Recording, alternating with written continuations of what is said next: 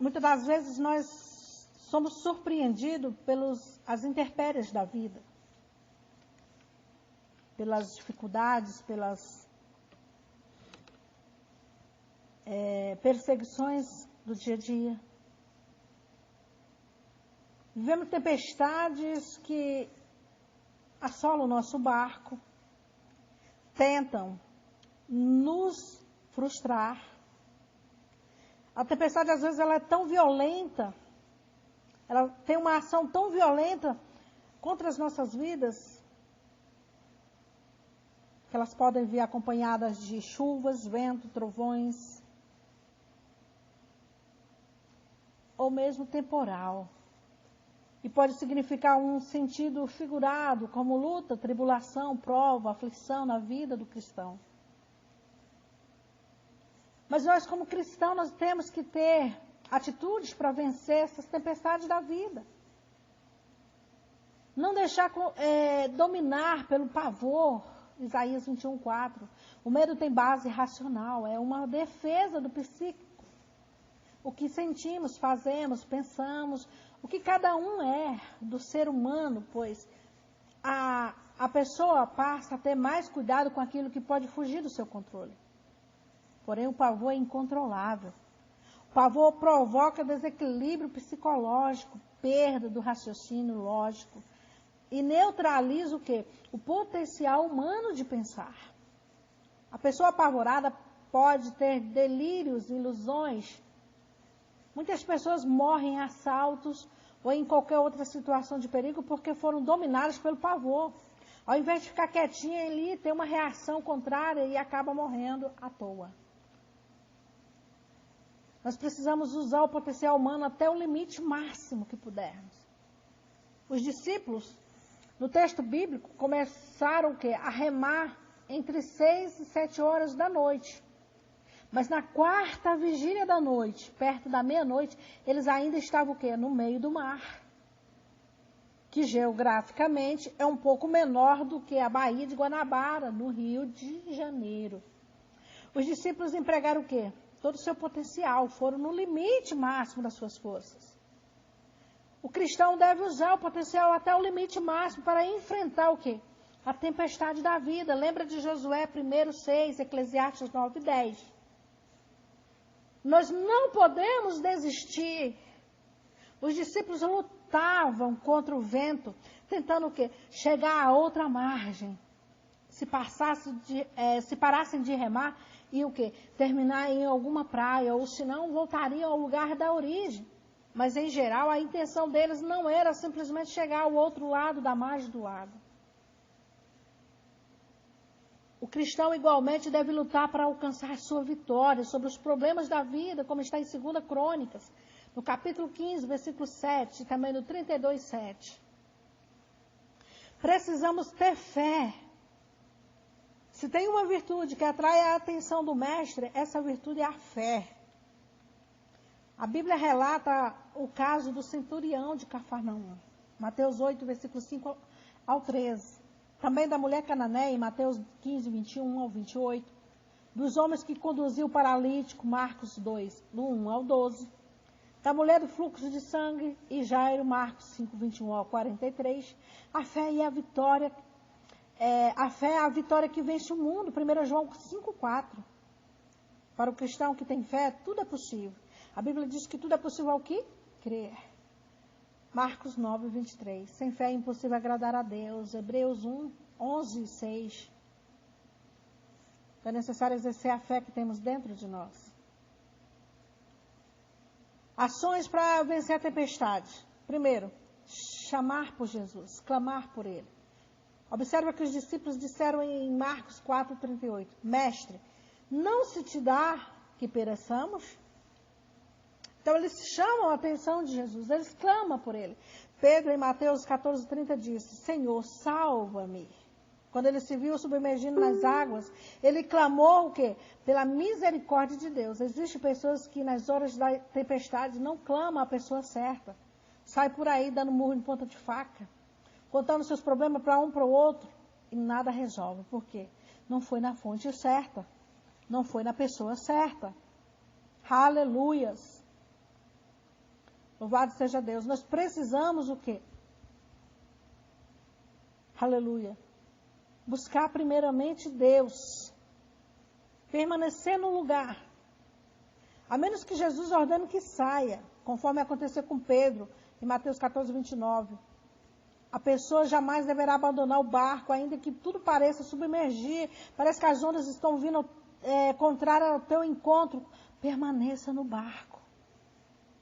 O crente não pode ficar apavorado se estiver entrando água no barco. Qualquer luta, qualquer vento, se apavore, não. Vamos aquietar o nosso coração. Diante de tudo que estiver acontecendo, o melhor lugar ainda é estar dentro dele. Sabe por quê? Porque no barco Jesus está contigo. O que é o barco hoje, irmão? É a casa de Deus, é a presença de Deus, é viver na presença santa de Deus. Este é o nosso barco hoje. Obedecer a Cristo. Os discípulos não navegavam para um passeio recreativo, eles estavam ali obedecendo a ordem do Senhor, que ordenou que eles fossem atravessar o mar.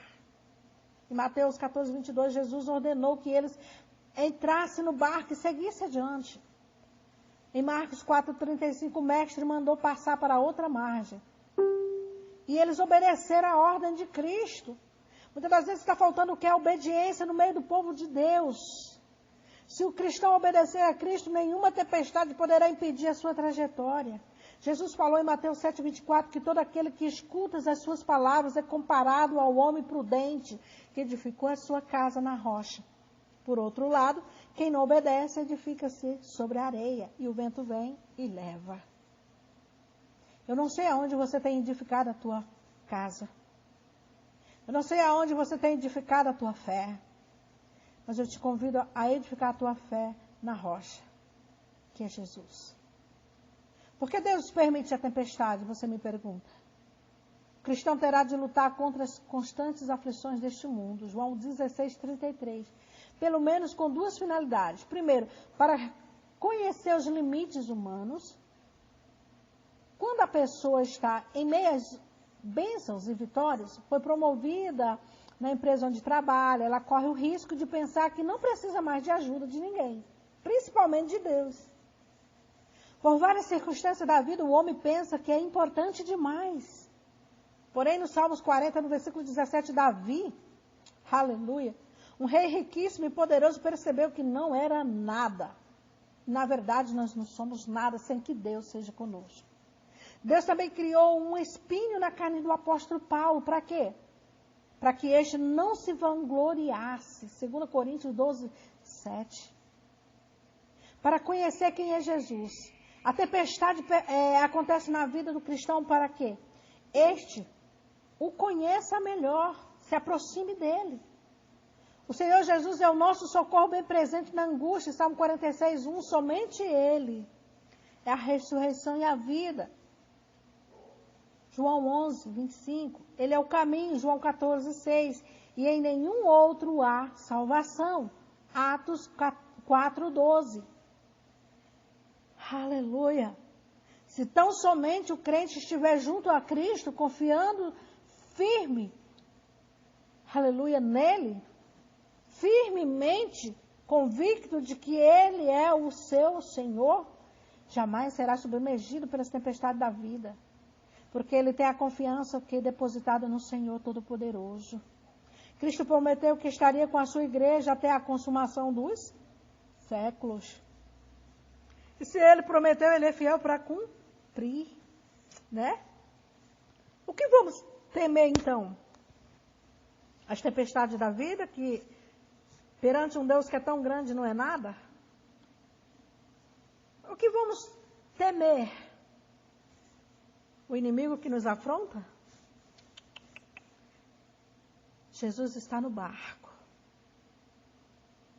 Jesus está no controle da tua vida.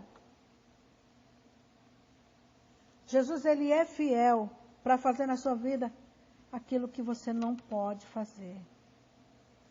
Aleluias. Nosso Senhor é um Deus grandão, poderoso. Aleluia. Nosso Deus, ele é um Deus galardoador daqueles que o buscam. Aleluia.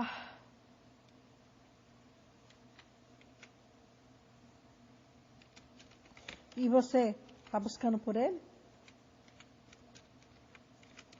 Qual é o teu herói? Quem foi lá que se entregou na cruz do Calvário por amor a você? Nosso herói chama Jesus. O nosso rei, Jesus. Outrora, quando éramos do mundo, passávamos a noite inteira numa festa, aleluias, num evento mundano. E hoje, somos convidados a ficar 1h30, 2 horas, no máximo, numa igreja, adorando a Deus. E não temos coragem de prestar a Ele uma adoração verdadeira, sincera. Aleluia.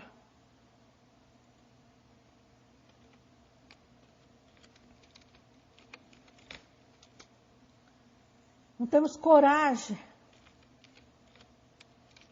de dizer, Senhor, eis-me aqui, envia-me a mim. Eu quero ser usado, eu quero ser, aleluia, instrumento. Eu quero ser canal na vida de alguém. Não temos coragem. Nos achamos autossuficientes demais para não precisar ou depender de ninguém. Mas esquecemos que foi Ele que morreu na cruz por amor a mim e a você. Então é momento de nos posicionarmos. É momento de colocar na balança o que verdadeiramente importa. Porque o nosso herói é Jesus.